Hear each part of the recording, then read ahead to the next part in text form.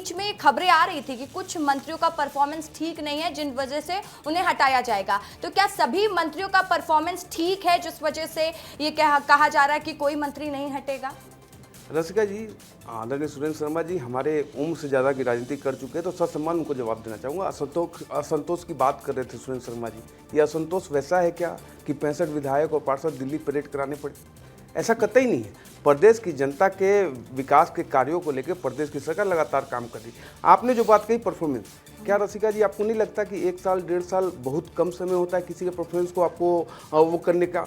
विषय ये आता है कि देखिए, जितने नए लोग हमारी टीम हमारे प्रदेश में अभी मंत्री बने हुए हैं, सारे पहली बार के, इक्का दुक्का को छोड़ के सारे पहली बार के मंत्री हैं। उनको समय देना चाहिए और लगातार जो हमारे एजेंडे हैं, विकास के कार्य हैं और जो हमने प्रदेश की जनता परफॉर्मेंस वाली बात हम थोड़ी कह रहे हैं, ये तो खबरें आपकी ही पार्टी की तरफ से आई होगी। नहीं, ये मतलब ये आपका आकलन है, आप इंट्रोस्पेक्ट कर रहे हैं, इसको किस नजरिए से कर रहे हैं वो अलग विषय है। ये हमारा आकलन नहीं है। हमारा आकलन ये है कि जिस प्रकार से केंद्र की सरकार की योजनाओं को, जिस प्रकार से प्रदेश की सरकार की योजनाओं को अंत्योदय के भाव से आखिरी व्यक्ति तक पहुंचाने का जो हमारा काम है, दूसरा लाल आतंक से बाहर निकलता हमारा बस्तर, उसके लिए लगातार प्रयास, नियत नीलार के माध्यम से लगातार उस वनांचल में जहां कभी विकास का पहिया पहुंच नहीं पाया, चहुमुखी विकास करने का काम हमारी सरकार कर रही, चाहे शिक्षा हो, स्वास्थ्य हो, पानी हो, सड़क हो, उसके लिए लगातार हम काम कर रहे हैं। तो इससे हमारे प्रदेश की जनता को लाभ मिल रहा है। सुरेंद्र शर्मा जी जवाब दीजिएगा, काम तो प्रभावित नहीं हो रहा है ना? मंत्रिमंडल के विस्तार में देरी है तो क्या हुआ?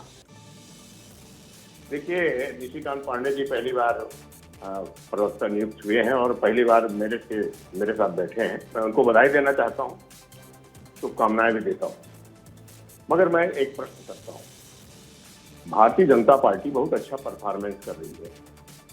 क्या 1 महीने में 50 हत्याएं हो जाना अच्छा परफॉर्मेंस है? क्या कलेक्टर ऑफिस से जल जाना अच्छा परफॉर्मेंस है? क्या थाने के अंदर घुस करके हत्या कर देना अच्छा परफॉर्मेंस है? क्या खनिज अधिकारियों को ट्रैक्टर में रौंद देना अच्छा परफॉर्मेंस है? क्या शराब को ढाबों में और दुकानों में पहुंचा देना ये अच्छा परफॉर्मेंस है? क्या किसानों को डीएपी नहीं मिलना अच्छा परफॉर्मेंस है? यानी इस तरह की जो परिस्थितियां हैं, आपको बताना चाहता हूं मैं कि ऑनलाइन करने की जिम्मेदारी सरकार ने स्वयं ली है, मगर आज ऑनलाइन के कारण कम से कम 1 लाख किसान भटक रहे हैं। महीनों से उनका रिकॉर्ड सुधार नहीं हो पा रहा है। अस्पताल में जाएंगे तो बेड नहीं मिलता, दवाइयों की अलग कमी है, डॉक्टरों की अलग कमी है। और सुन लीजिए भाई, स्वामी आत्मानंद स्कूल को बंद करके पीएम श्री स्कूल बना दिया, शिक्षकों की कमी अलग है। और अभी आपने हमारी गौधाम योजना को बंद किया, गौधाम योजना के नाम से शुरू कर रहे हैं। तो इस 1.5 साल में जो इन मवेशियों का और जो किसानों की जो उसके साथ जो दिक्कत हुई है, उसके लिए कौन जिम्मेदार है? और अगर ये अच्छा परफॉर्मेंस है तो खराब परफॉर्मेंस किसको कहते हैं, ये मैं जानना चाहता हूं। चलिए निशिकांत पांडे जी जवाब दीजिए। आदरणीय सुरेंद्र शर्मा जी, आपका साधुवाद, लेकिन इस लिस्ट में मेरा नाम नहीं है और 4 वर्ष से मैं प्रवक्ता का काम कर रहा हूँ। आपके साथ 4-5 और बैठे नहीं, उन्होंने सवाल उठाया, नहीं उन्होंने बात रखी, इसलिए मैं बात कर रहा हूँ। दूसरा, मेरे से गलती हो गई तो सॉरी। नहीं, कोई नहीं सुरेंद्र शर्मा जी, मैं एक विषय उठाता हूँ। सुरेंद्र शर्मा जी, आप विपक्ष के नेता हैं, आप कह रहे हैं कि प्रदेश में इतनी समस्या है, कांग्रेस पार्टी कहाँ है, विपक्ष कहाँ है? एसी में हवा खाने के लिए बैठा विपक्ष।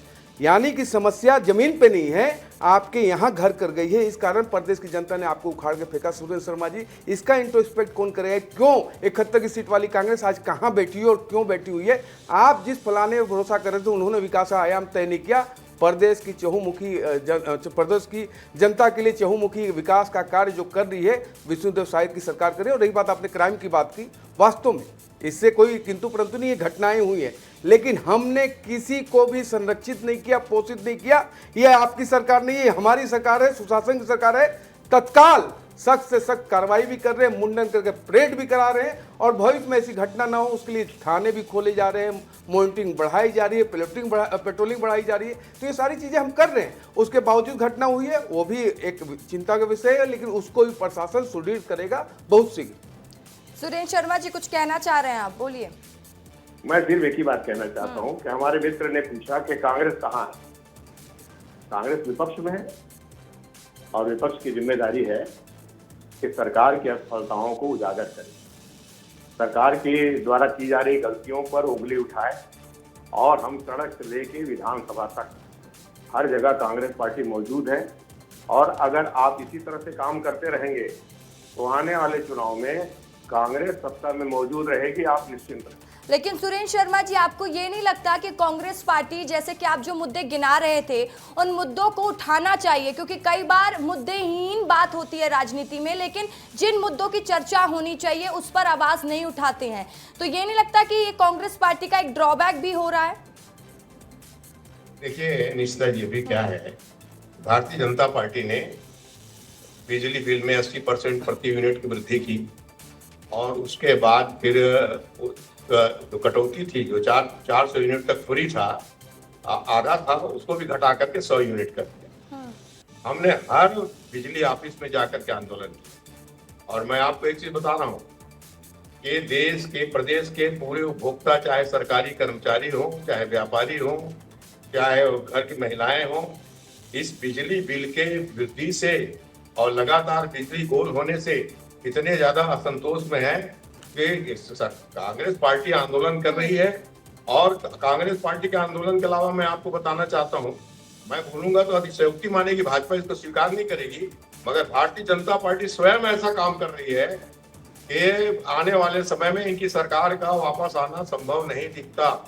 मैं एक राजनीति के लंबे अनुभव के आधार पर बोल रहा हूं और विपक्ष के नाते बोल रहा हूं कि जनता की समस्याओं को गंभीरता से लीजिए, अपने कार्यकर्ता की आवाज को सुनिए और अपने आप में सुधार कीजिए, वरना जाने की तैयारी। ठीक है सुरेंद्र शर्मा जी, वो तो जनता का विशेष अधिकार है कि वो किसे चुनती है, किसे नहीं चुनती है।